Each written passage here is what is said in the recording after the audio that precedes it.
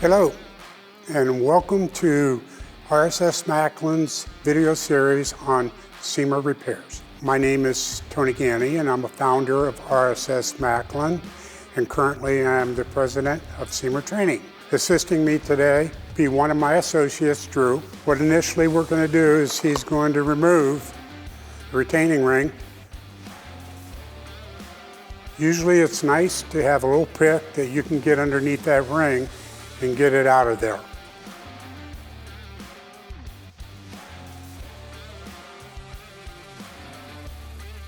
He'll remove the cover, and then he's going to remove the retaining bolt for the seaming roll using a 3/16 Allen wrench. These are special bolts. They have Loctite on them, and they also have a hole in the middle where the grease comes up through and greases the bearings. It has a washer, and at that point he can remove the bearing. Before you pull these rolls off, just as a quick check, I always like to see if I can feel any rock in them or if I can feel end play in them. For your information, end play on those bearings, they're shimmed, and they are set to a half a thousandth. That's how precise this has to be.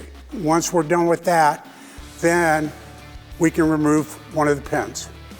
He's going to use a 13/16, and he's going to use a 1/4 inch Allen wrench.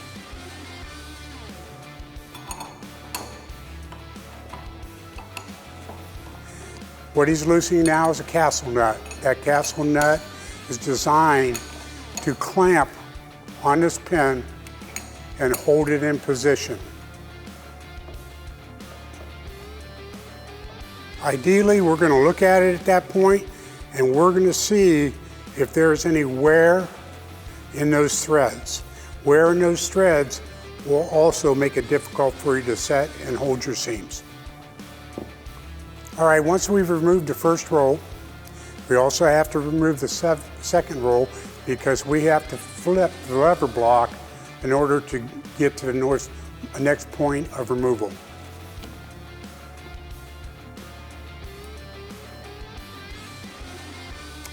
Same procedure as we did on the first one.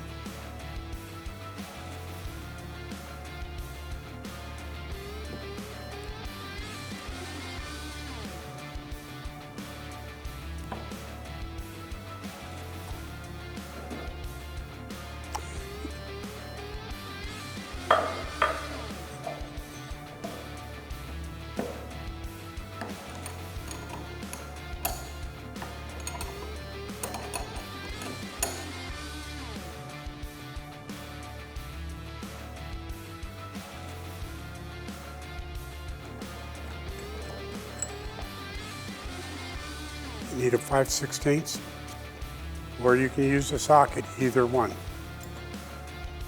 As you can see, that adjusting screw will raise that pin far enough that we can push it out of the assembly.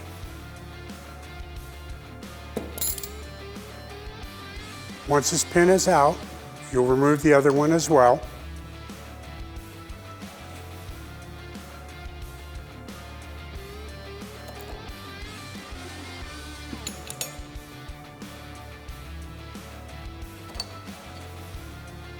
At this point, the lever block is now disassembled. If you have further questions, please contact us at RSS MACLIN.